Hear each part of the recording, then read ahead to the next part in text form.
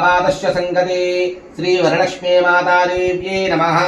क्षीरेण स्नानं समर्पयामि। दधिक्रावन्न अकारशं जिष्णारस्पस्य वाजना सुरभिनामखाकर्तृण आयोगमुषितार्षतु श्री वरलक्ष्मी मातादेव्यै नमः। दद्रास्नपयामि।